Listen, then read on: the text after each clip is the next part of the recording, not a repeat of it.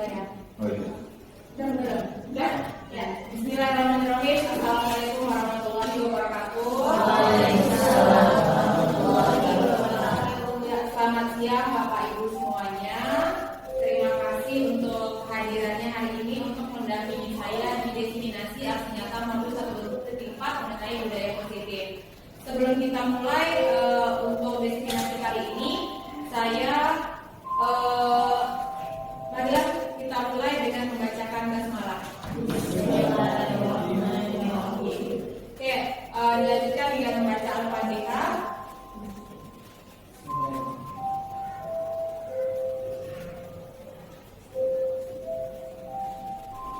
Ya, seperti yang tadi saya sampaikan, hari ini saya akan melanjutkan materi sebelumnya, yaitu visi guru penggerak atau visi sekolah penggerak.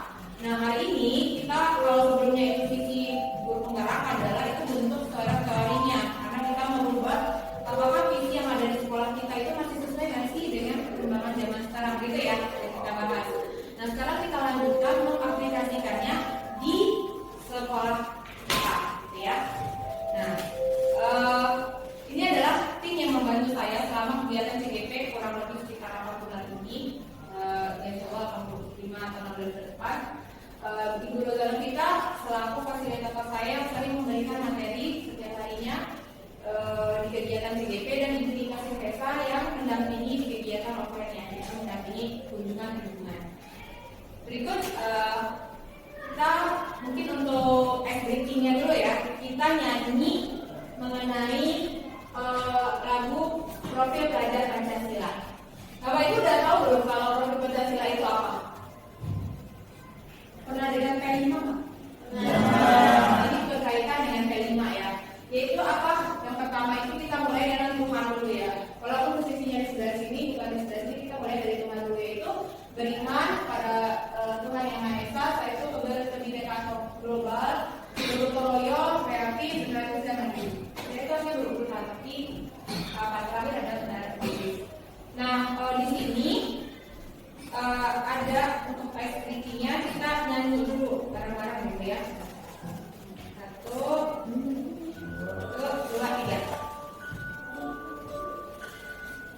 Belajar Pancasila, beriman dan bertakwa pada Tuhan Yang Esa, dan berakhlak mulia, berkebinekaan global, gotong royong mandiri, kreatif dan bernalar kritis.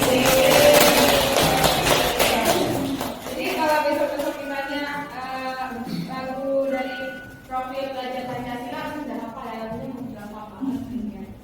Walaupun saya juga sulit hafalnya. Oke, pelajaran selanjutnya dengan pembelajaran dengan paradigma baru. Nah, sebenarnya kita itu pelajaran seperti ini sudah pernah diterapkan saat mengikuti filosofi Ki Hajar Dewantara. Sebenarnya pendidikan itu semua kiblatnya balik ke Ki Hajar Dewantara, ya.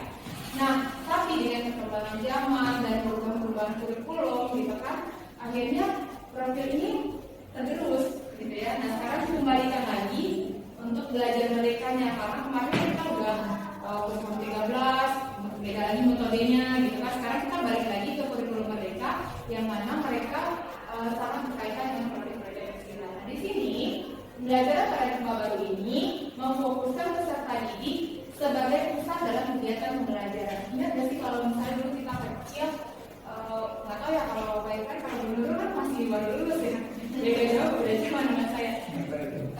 Kalau di daerah itu siswa lebih mandiri, benar nggak sih? Daripada di kota. Karena kalau di daerah itu rata-rata kegiatan siswa itu hariannya lebih kepada si kreatifnya si siswa tersebut gitu. Saya masih ingat dulu waktu kecil saya sih teman saya tuh bisa bikin kayak apa sih, dari pisang, batang pisang gitu, terus nah gitu kan, tapi kreatifnya gitu kan, itu berarti ada di siswa-siswa kita itu di kesehariannya itu muncul sifat-sifat kreatif dan mandirinya gitu. Tuh kalau bikin kan nggak mungkin sendiri, mungkin pasti rame-rame kan. Di situ juga muncul lah gotong royongnya gitu. Nah mungkin kalau di kota-kota mungkin bentuknya berbeda, tapi biasanya siswa atau anak-anak ini lebih kreatif kalau di daerah-daerah karena selain fasilitasnya, lingkungannya yang mendukung gitu kan. Juga orang tua di kota itu sebenarnya dia lebih terlalu aware banget sama anak sehingga kadang mengekang untuk kreativitas anak. Kalau di desa orang tuanya sibuk kerja segala macam, anaknya akan mikir dirinya sendiri dengan menciptakan kreativitasnya sendiri.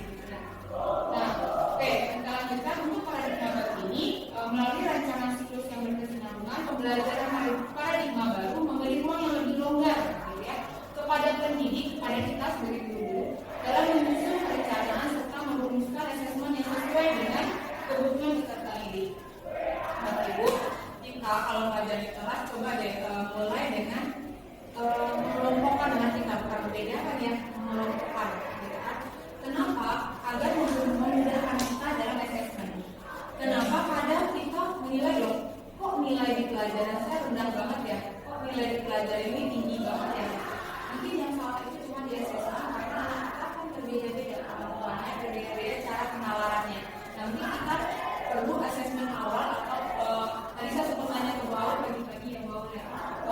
Itu bawah kemarin udah tes gaya belajar anak kan ya, saya boleh minta ya. Kita harus tahu anak di kelas kita, anak didik kita itu gaya belajarnya apa, sehingga kita menyesuaikan asesmennya, gitu ya. Kalau asesmennya bentuknya formal, misalnya dari asesmen 1 ya, PH 1 juga beda asesmen 1 gitu kan, itu kan udah general. Tapi kalau yang kita ngasih harian, nah kita harus coba menyesuaikan dengan perbedaan yang ada dalam kita. Kalau kita samakan, pasti nilainya tidak akan ya kita harapkan gitu, karena kemampuan berbeda. Nah, tadi kan di sini ada budaya positif. Nah, budaya positif kita mulai dulu dari disiplin positif, yaitu disiplin sebenarnya merupakan pendekatan mendidik anak untuk melakukan kontrol dari dan membentukkan kepercayaan diri. Sebenarnya itu contoh dari ada contohnya apa?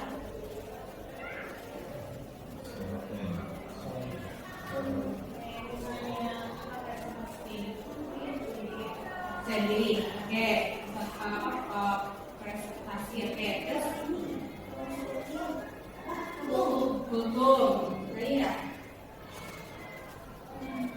Lanjutin dulu, tujuan utama disiplin adalah agar anak mampu memahami perilaku mereka sendiri, mengambil inisiatif dan bertanggung jawab atas pilihan mereka, dan menghormati diri mereka sendiri serta menghormati orang lain. Dengan kata lain, anak didik kita akan mampu menginternalisasi proses berpikir dan berperilaku secara positif. Pernah nggak Bapak Ibu kalau anak bermasalah, kita tuh nggak usah banyak ngomong gitu. Ini saya baru belajar juga ya dari sini. Jadi kalau anak itu bermasalah, dia sendiri yang menginternalisasi dirinya. Saya salahnya apa, karena apa, harus bagaimana. Ada ini.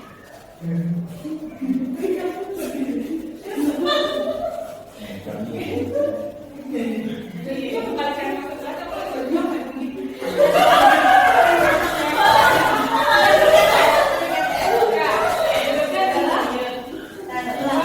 Kebutuhan dasar manusia. Judulnya ya, mau anak-anak kita itu ada 5 kebutuhan dasar kita. Dasar ya. Nah, jadi 5 kebutuhan dasarnya apa? Yaitu seluruh tindakan manusia memiliki tujuan.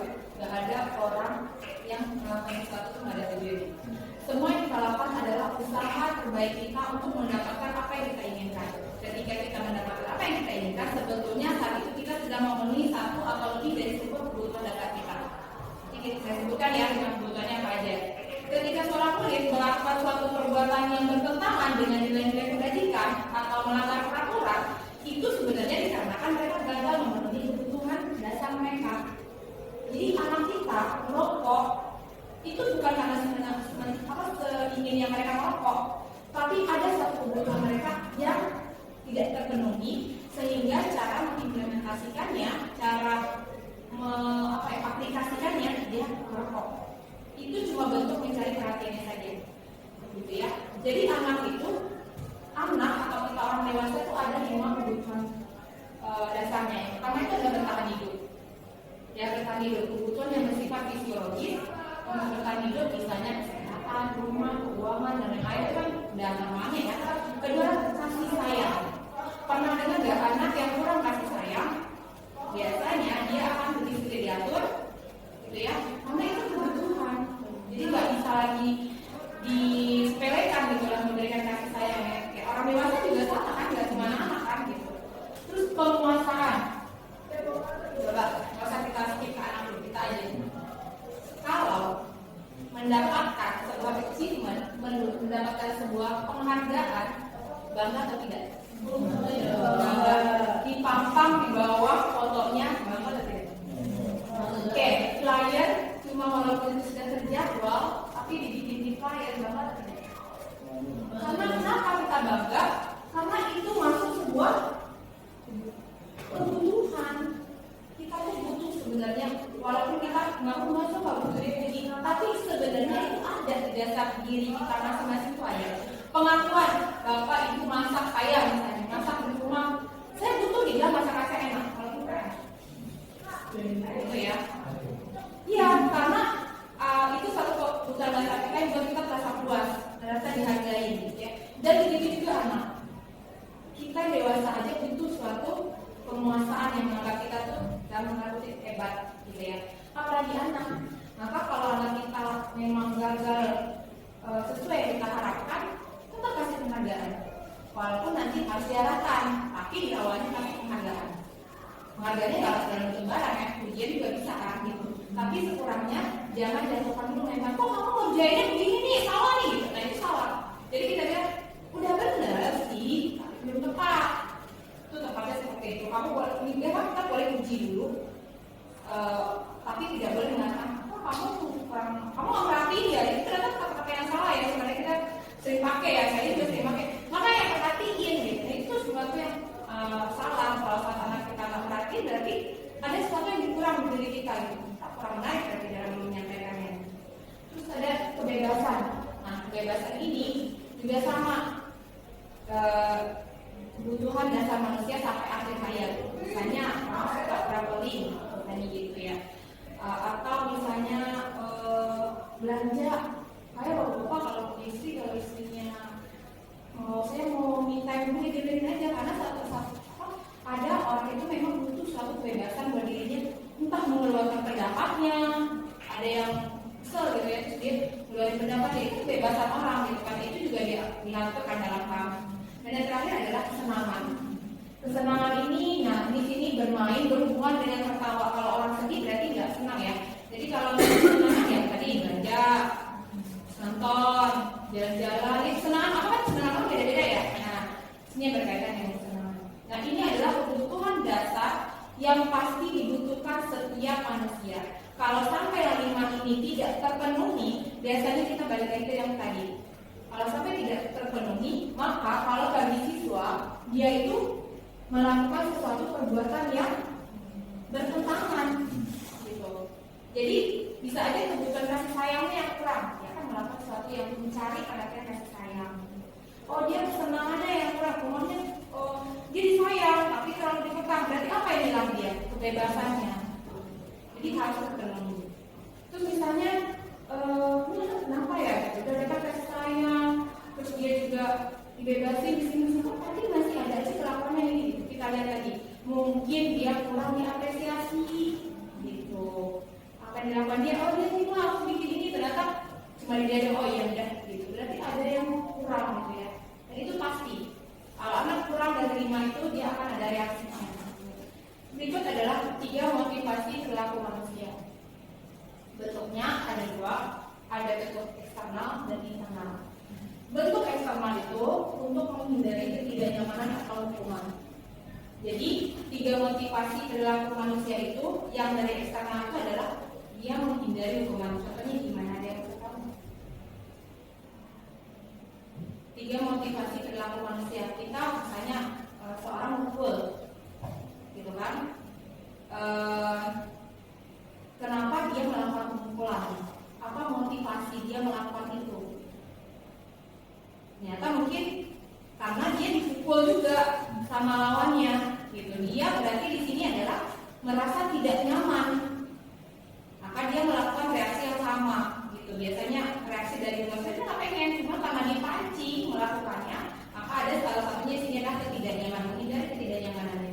Yang kedua adalah mendapatkan imbalan, penghargaan dari orang lain. Ada kan orang yang misalnya, saya presiden kecil, tapi ya saya ya dikasih imbalan. Dan motivasinya apa? Biar dia pilih, gitu kan. Nah, ada yang dari internalnya menjadi orang yang mereka inginkan dan menghargai diri sendiri dengan nilai-nilai yang mereka percaya. Ini dari menurut Bapak Ibu dari personal eksternal sama internal lebih banyak orang melakukan eksternal. Yang ini banyak nggak ada Bapak Iman kayaknya. Misalnya gini, kita contohin aja Pak Ulam, Bapak Iman yang sering dibully Bapak Iman kan sama Pak Ulam. Enggak, saya juga tahu Pak. Saya tahu. Bapak menafik kalau kayak gitu. Jadi Bapak Iman ini sering banget nih Bapak Ibu yang belum tahu, pada ini belum tahu, Pak Iman ini adalah korban pembulian. Makanya sudah sangat bagus Pak Dedi duduk di antara mereka. Kalau sudah kasihan. Nah, mungkin di sini Pak Iman tuh kalau ketemu Pak Gulam menghindar. Ada Pak Iman, ada Pak Gulam sama situ lewat sini. Misalnya nih, Pak Gulam lewat di koridor 2, Pak Iman dari kantor. Terus Pak Iman mau sebenarnya mau belok ke koridor 2, nggak ada Pak Gulam yang menghindari. Situ apa motivasinya Pak Iman? Menghindari ketidaknyamanannya karena telah dibully, gitu kan. Nah, yang ini dapatkan imbalan kita ada orang meninggal, datang ke rumahnya, motivasinya apa? Biar dapat. Nah, ini lebih mudah. Tapi kalau yang ini menjadi orang yang mereka inginkan, ada. Tapi ya udahlah, saya jadi diri sendiri, ada. Tapi banyak kan orang itu cuma di mulut, benar nggak? Saya mau jadi diri sendiri aja, nggak perlu ngomongin. Ada, tapi saat ada pengaruh eksternal, itu yang paling sulit. Gitu. Mungkin dari diri orang pada dasarnya memang seperti yang di internal, tapi saat bertemu dengan yang eksternal, itu agak menjadi sulit. Oke, nah di sini kita lanjutkan hukuman, konsekuensi, dan restitusi. Di sini di hukuman itu apa yang kita rasa? Pertama, kalau kita memberikan hukuman pada siswa, apa yang dia rasa? Tidak nyaman, ya, dia nggak akan nyaman. Kedua, tersakiti. Jadi kita itu dia merasa tersakiti, kita merasa orang yang kerja banget gitu. Tidak akan sistem tidak akan berjalan bila dia takut. Jadi kalau dia takut, dia cuma takut, tapi dia tidak berubah. Takut saat itu, tapi tidak menjanjikan untuk berubah ke masa depannya. Dia cuma iya untuk saat itu, tapi untuk ke depan dia lupa. Karena cuma waktu itu dia untuk mengangkat, tidak berlanjut aja, bukan menyelesaikan. Berikutnya adalah membenci. Nggak hanya membenci sebetulnya, dia juga membenci peraturan sekolah. Kita contohin aja, saya ketemu murid-murid tahun lalu itu, kita nggak boleh ini, kita nggak boleh ini, kita nggak boleh itu. Dia membenci peraturan itu, tapi dia nggak membenci orang yang bikin. Peraturan itu dari Pak Heru, tapi dia nggak benci Pak Heru, dia cuma benci peraturan. Nggak boleh bawa handphone, nggak boleh pakai handphone, nggak boleh kos kaki, ini. Dia benci peraturan itu, tapi dia tidak membenci yang membuat peraturan. Itu adalah murid atau anak belajar menyembunyikan kesalahan. Ini yang paling fatal saat dia sudah meningkat menyembunyikan sesuatu. Dia tahu itu salah. Kayak tahun lalu saya mau murid yang saya sampai ngobrol, kamu boleh bisa nggak bajunya lebih sopan? Kamu tahu nggak sih ini? Dia tahu itu tidak baik buat dia gitu. Nah akhirnya apa? Dia bilang, nggak tahu kalau Bapak Ibu ikut di Instagramnya, pasti tahu ya sekarang tuh dia Bapak Ibu di atas 9 yang bajunya sudah sangat seksi sekali kan, gitu kan? Akhirnya dia bilang, saya filter dulu yang masuk ke IG saya, gitu. Jadi dia mau bikin sampai puluhan IG, bayangin aja. Apa nggak stres tuh anak? Kalau ada guru yang masuk, ada yang apa? Dia ganti lagi. Dia masuk, dia ganti lagi. Tapi dia tidak memfilter orang teman-teman yang masuk. Temannya boleh masuk, guru itu difilter. Jadi kalau masuk aja satu, dia langsung ganti. Jadi saking banyaknya. Nah, kenapa tadi itu dia menyembunyikan kesalahan? Karena dia tahu, tapi dia tidak mau berhenti. Anak ini, setelah saya belajar di CGP ini, saya suka kasihan sama anak ini. Kenapa? Kalau kita balik ke 5 kebutuhan dasar si anak tadi, banyak banget yang nggak terpenuhi di dia. Coba, benar kasihan loh. Ini kebutuhan, tapi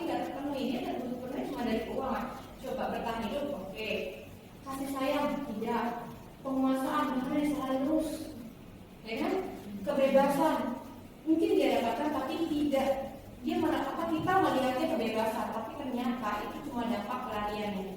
Keempat adalah kesenangan, itu juga sama, dia nggak terpenuhi hal itu.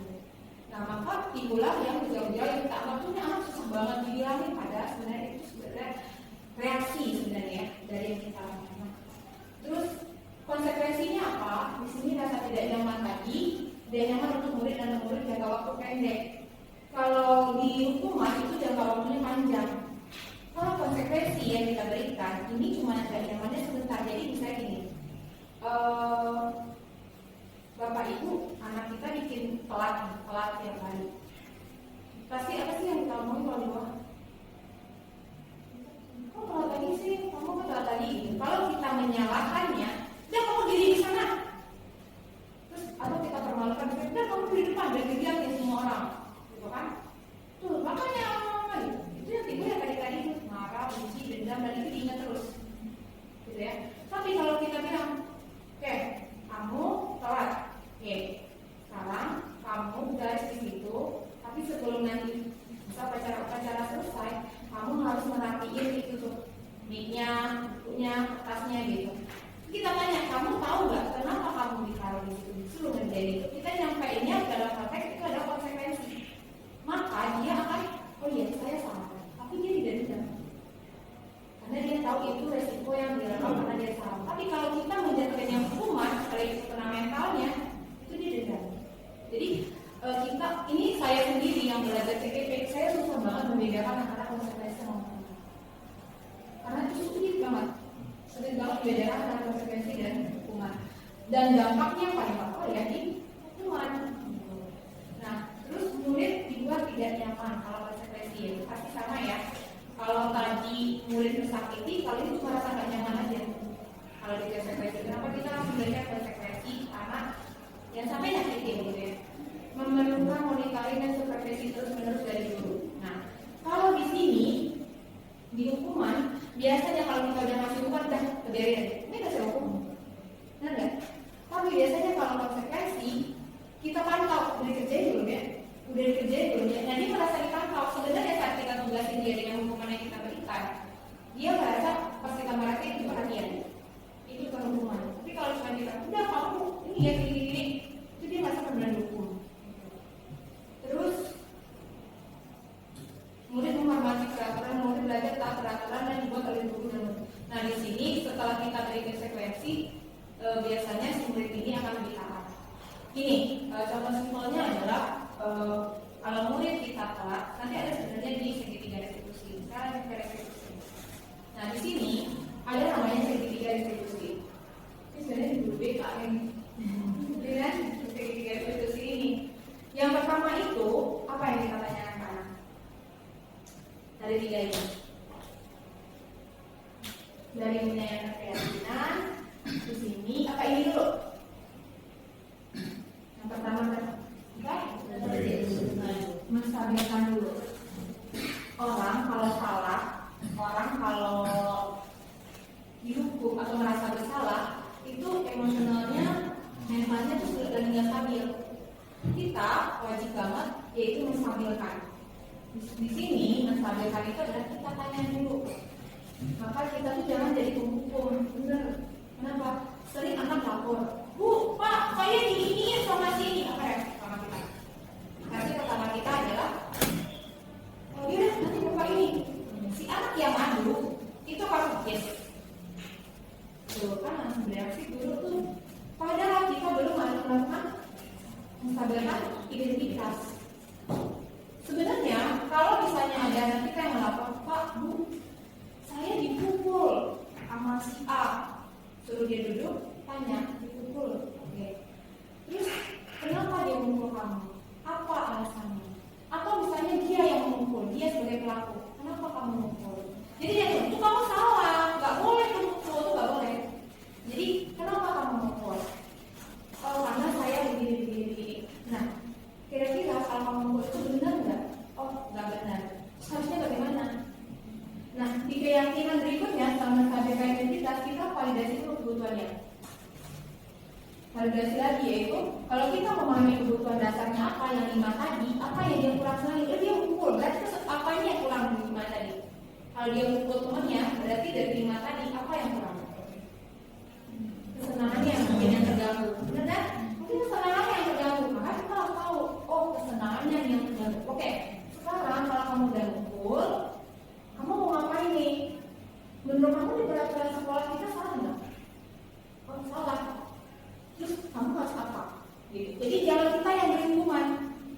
dia yang mencari konsekuensinya sendiri. Maka kenapa tadi saya bilang di sini kita jarang memberi hukuman, kita beri konsekuensi. Kalau kita beri hukuman, dia akan jangka panjang membenci kita. Tapi kalau kita bilang, oh kali itu salah, di peraturan sekolah kita ada nggak? Nggak ada. Diboleh nggak? Enggak. Berarti kira-kira kalau kamu udah melanggar itu, kamu tahu kan konsekuensinya, tahu. Nah, berarti kan dia udah tahu hukumannya sendiri. Kamu harus bagaimana, gitu ya? Nanti saya ada contohnya di sini. Di sini ada contohnya. Nih, mungkin lebih mudah memahami ini. Ini adalah pembelajaran.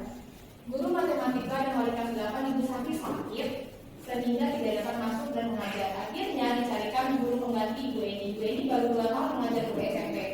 Beberapa murid perempuan Vivi dan Natali mengetahui hal ini dan mulai menggunakan kesempatan bersikap seenaknya, tertawa dan tidak memindahkan kehadiran Ibu Eni. Biasa kalau guru baru dites ya mentalnya kayak gini.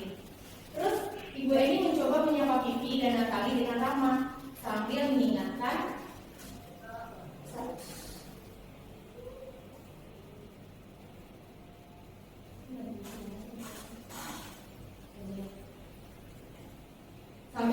mereka untuk tetap fokus pada pengerjaan tugas. Ayo tugasnya dikerjakan, ya. Nanti ibu ditegur bapak kepala sekolah. Ini sebenarnya ada jenis guru.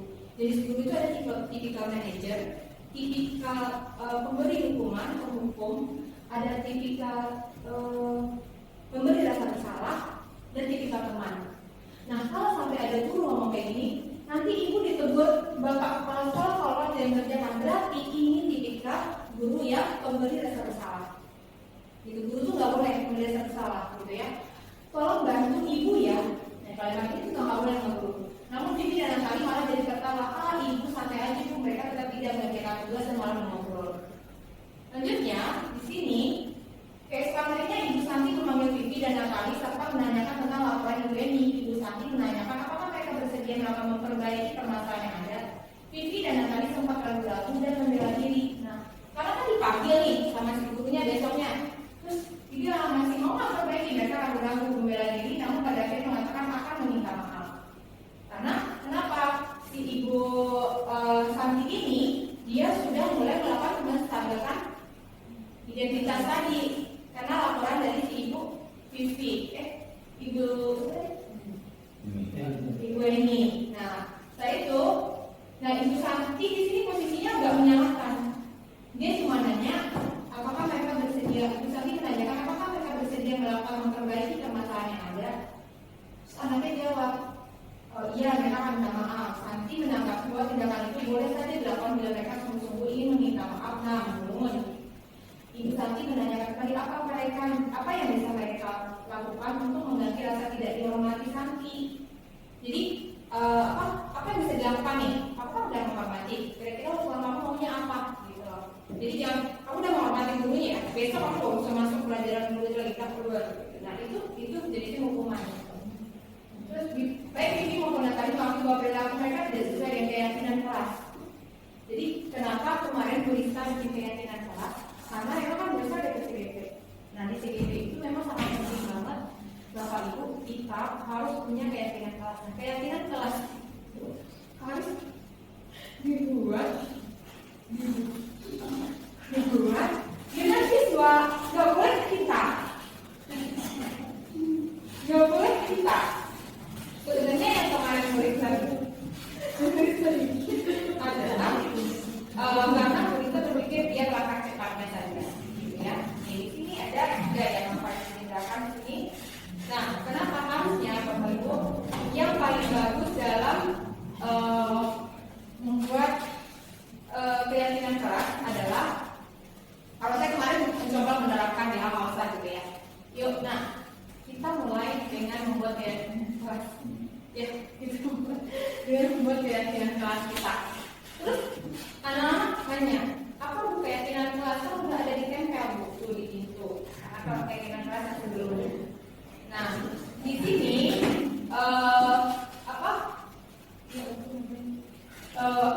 di sini saya nanya berita sebenarnya kan keyakinan kelas itu harus dibikin siswa. Kenapa?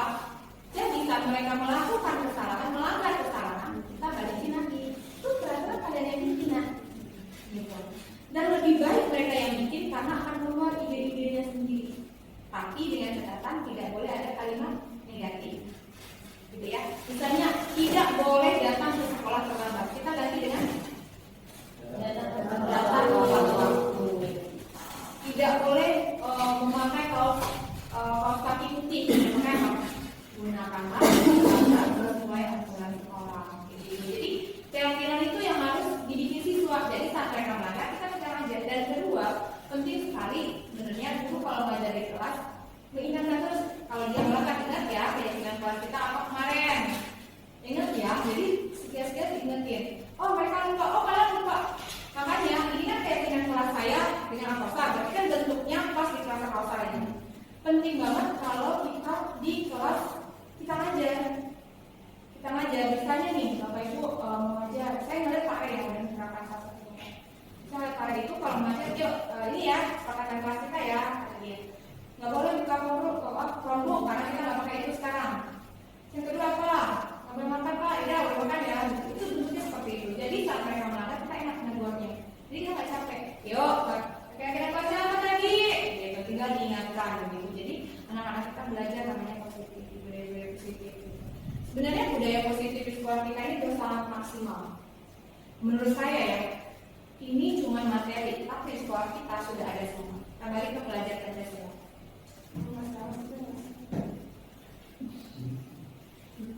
Nih di sini tadi belajar Pancasila. Ya, belajar Pancasila ini pertama adalah beriman bertakwa. Kita udah ada merajaah, ada Quran, ada sholat. Berkebinekaan global. Apa itu? Oh, boleh yang berhubungan dengan budaya kita, budaya luar juga boleh. Event gitu ya. Terus bergotong royong ya, udah pasti kegiatan kita banyak banget di sekolah ini. Nggak ada aja bisa ngelakuin kegiatan ini sendiri, ya. Semuanya pasti rame-rame. Kreatif, udah nggak ditanya lagi. Kegiatan kita nggak boleh sama dari tahun sebelumnya, harus lebih kreatif. Kalau perubahan sesuatu tetap harus. Terus mandiri, saya rasa mandiri juga ada masuk kategori ya. Nah kita tuh ada kegiatan LKS, ESC, gitu kan ya siswa kita juga udah. Dan yang terakhir adalah benar kritis. Benar kritis ini saya sebenarnya masih ragu ya, maksudnya karena pemahaman saya tidak kalah. Benar kritis itu kategorinya sampai sejauh mana, ya. Tapi yang saya pahami benar kritis itu adalah ketika dia tidak terima aja, dia mengolah informasi yang dia dapatkan. Setelah itu dia mencoba mengolah apakah ini sesuai atau kurang, dia berusaha mengeluarkan pendapatnya. Itu versi saya. Nggak tahu kalau nanti di pelajaran IPS termasuk sesuai ya. Kan kemarin cuma dari lokasi. Terus turun itu lokasi rumahnya yang dari perumahan sampai RTW. Nah saya diprotes tuh, Pak kalau begini nanti kalau data saya sudah gimana Pak? Oh iya, kayak gitu. Iya kan? Jadi juga akhirnya saya ganti. Saya di pelajaran saya ganti pakai ini aja Pak. Saya bikin 32 lokasi di Depok, lokasi umum kayak gitu kan mereka sudah ada alamatnya segala macam kayak gitu. Ya, jadi gini, di saya nggak tahu karena Pak Denny waktu itu jawabnya gini. Kadang-kadang Pak Denny jawab itu besoknya saya masih ditanya minta. Itu dia beneran itu. Jadi gini, benar itu versi saya mungkin ya. Saya kadang menilai sendiri saya tuh apakah saya ini benar kritis, apa ini saya terlalu reaktif, nggak sih? Kita saya bedanya apakah saya benar kritis, apa saya terlalu reaktif, gitu. Karena saya tanya gitu ke teman gitu ya, saya tuh sama ya, saya salah nggak ya gitu. Nah, karena saya masih sulit mencerna sebenarnya benar kritis tadi, gitu. Tapi saya mencoba tidak merespon apapun terlalu besar-besar, gitu. Dan saya coba itu dia dulu sekali beda gitu. Tapi ya itu kalau ini kita terapkan ke siswa kita itu udah termasuk yang siswa-siswa yang kritis. Bahkan kalau pertanyaannya di luar nalar malah, ya nggak sih? Yang kita tuh kan berusaha untuk menjelaskannya. Kemarin saya di kelas 7, saya agak deg-degan sebenarnya dari kelas 7. Ternyata English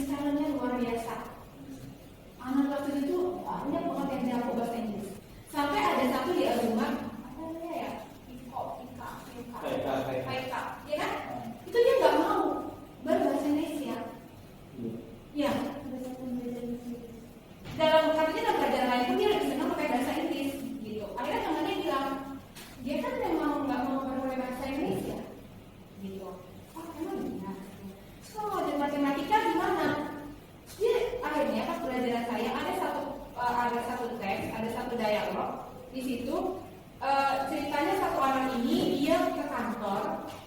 Jadi satu anak ini pergi mencari gurunya, mengumpulkan tugas. Ternyata gurunya bilang, silakan taruh di meja bapak. Nah, di pertanyaannya, di manakah posisi bapak guru? Itu dan saya memberikan jawab, posisi bapak guru ada di ruang guru. Karena di nalar saya ini seperti kita di sekolah, kita udah punya meja masing-masing, jika mengarahkan taruh di meja bapak, gitu kan?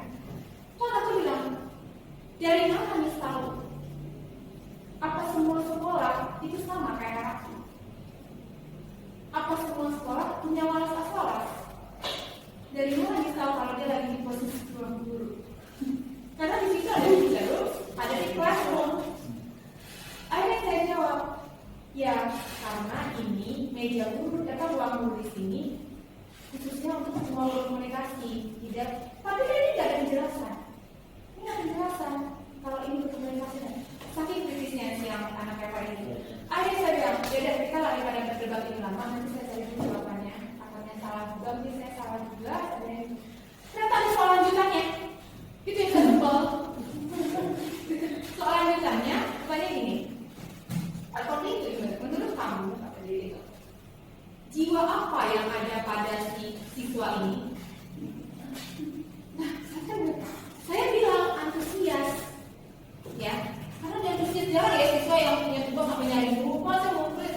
Kalau dia sayang guru itu kan bareng-bareng, itu kan biasa. Ini dia sampai nyari sendiri, gurunya mau kuliah gitu. Kuliah itu bagus, sama para begini. Saya menilai itu antusias. Oh, nggak jawaban anak healthy. Di situ dia pilih healthy, sehat.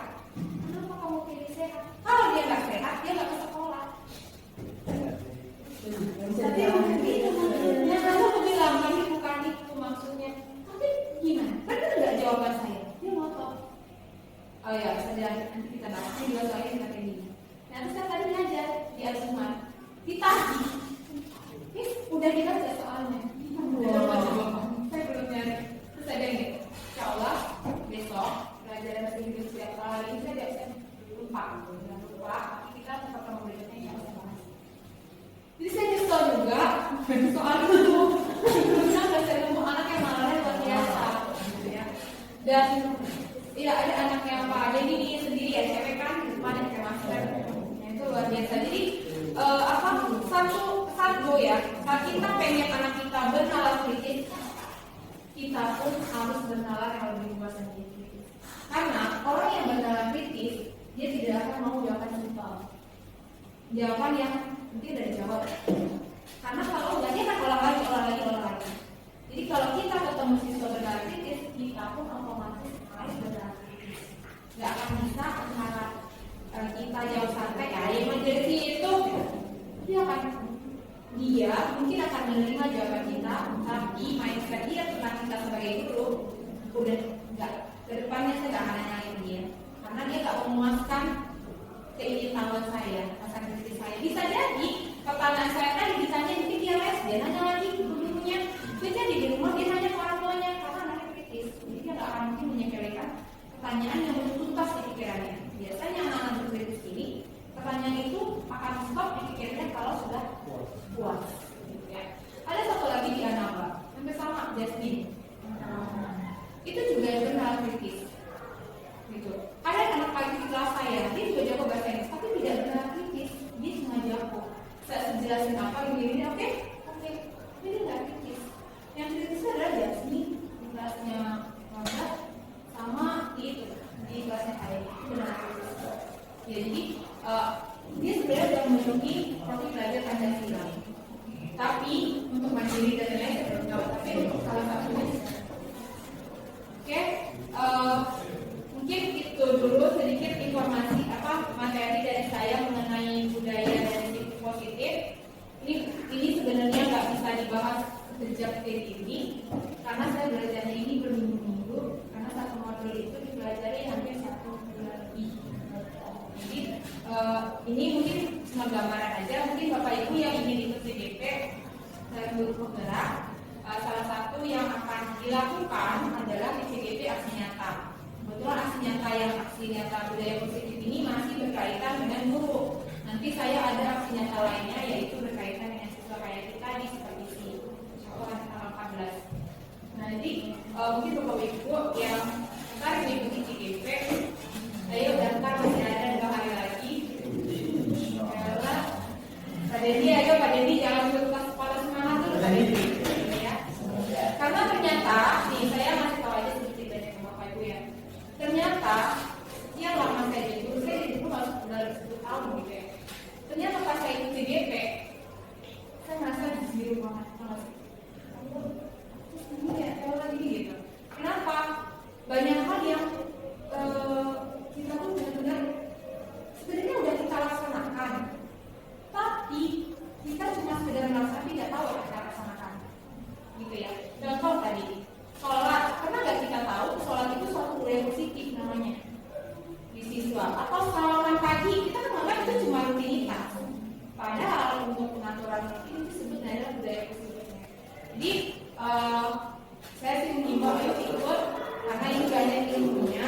Karena kemarin kalau kata Saknas kan, kata Saknas guru akan berhenti menjadi guru kalau dia berhenti belajar. Ya walaupun harus jungkir balik gitu ya, kemarin saya juga jadi tentang malu, tapi nggak semua pelajar aku. Itu karena dengan pelajar yang berubah, jadi tidak sampai malam. Jadi semoga Bapak Ibu di sini yang CGP terima semuanya, biar kita bisa sharing bareng. Karena gini, apa yang disampaikan di penggerak ini semua bagus banget, ilmunya banyak banget. Karena kita juga berdiskusi dengan guru-guru sekolah lain dan mereka pengalamannya luar biasa gitu ya. Mereka ilmunya banyak dan kita banyakkan diskusi itu di forum itu. Kalau di sekolah ini cuma bergerak sedikit, susah merubahnya, susah. Kecuali punya kawan baik saya yang bisa gitu ya, karena dia diwakil, dia bisa menerapkan sedikit, contoh kayak kita kelas bikin semua kelas gitu kan, dia bisa. Tapi kalau yang posisinya bawah cuma guru seperti saya, terus nggak banyak yang menjadi calon guru penggeraknya, itu susah Pak. Karena susah kan cuma ngasih beberapa orang informasi gitu. Jadi semoga teman-teman berminat untuk ikut calon guru penggerak, dan kalau yang udah mulai ikut tes, semoga saya ada temannya. Oke, saya sudahi, mohon maaf dan segala kekurangan. Wassalamualaikum warahmatullahi wabarakatuh. Waalaikumsalam.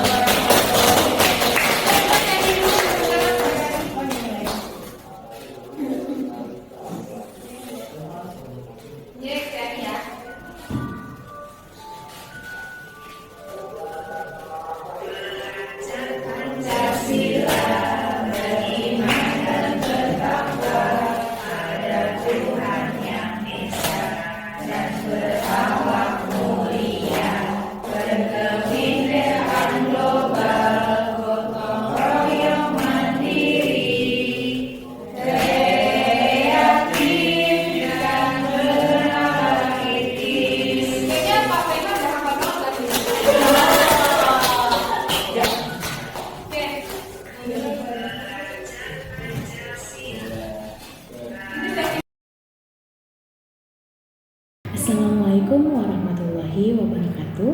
Perkenalkan, nama saya Yurina Fitria. Saya merupakan salah satu pengajar di SMP IT Al-Haraki. Pembelajaran budaya positif sebenarnya sudah lama diterapkan di sekolah SMP IT Al-Haraki. Namun, istilah budaya positif masih asing di telinga kita.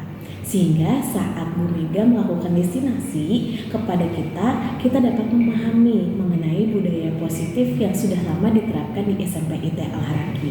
Dan sebagai seorang guru, saya juga dapat memahami 5 kebutuhan manusia khususnya untuk siswa, sehingga memudahkan saya untuk menganalisis siswa saya yang mengalami masalah. Terima kasih. Wassalamualaikum warahmatullahi wabarakatuh. Oke, bismillahirrahmanirrahim. Assalamualaikum warahmatullahi wabarakatuh. Saya dengan Pak Gulam. Alhamdulillah kemarin sudah ikut serta dalam kegiatan diseminasi yang dilakukan oleh Ibu Yulia Mega. Nah, banyak sekali manfaat yang bisa saya ambil dari diseminasi kemarin, terutama sebagai guru. Yang menarik kemarin materinya adalah ketika kita menemukan anak yang katakanlah berbuat satu pelanggaran atau tindak yang menurut kita tidak baik atau buruk. Nah, bagaimana cara kita menanggapi hal itu yang menarik. Kemarin disebutkan bahwa kalau guru yang biasa, yang biasa kita temukan kebanyakan itu langsung memberikan hukuman, apalagi hukumannya hukuman fisik kayak push up, kemudian lari di lapangan dan lain sebagainya. Nah, mungkin itu ada efek jerah. Cuman kemarin yang menarik adalah Ibu Yulia menerangkan ada cara yang bagus sekali ketika menanggapi siswa yang melakukan pelanggaran. Namanya 3 restitusi. Nah, itu menarik. Yang pertama, kita coba validasi dulu dari siswanya bagaimana dia di rumah, kemudian bisa melakukan pelanggaran itu apa alasannya. Nah, itu perlu kita konfirmasi terlebih dahulu. Kemudian kita minta juga pandangan dari dia, kira-kira kalau ini buruk tidak untuk kamu, berdampak buruk atau tidak. Nah, dari situ dia bakal berpikir nantinya, oh ternyata ini buruk juga. Baru setelah itu kita coba kasih kira-kira kayak konsekuensi supaya siswa itu bisa menjadi lebih baik lagi. Misalkan kita challenge nih si siswanya, bisa nggak kamu besok datang 5 menit lebih awal dari sekarang. Nah, besoknya lagi kita tambahin lagi. Nah, itu tetap kita cross check dengan bertahap. Nah, itu yang menurut saya lebih efektif kayaknya ya, karena kita tetap memantau dia secara berkala. Kalau kita memberikan hukuman push up paling cuma sekali 2 kali terus kita lepas, tapi kalau kita memberikan kayak tadi konsekuensi, nah kita bisa terus memantau rutin anaknya, dan anak itu juga insya Allah akan terbiasa untuk menjadi pribadi yang lebih positif lagi. Seperti itu sih yang saya dapat tangkap dari kegiatan diseminasi. Itu saja, terima kasih. Wassalamualaikum warahmatullahi wabarakatuh.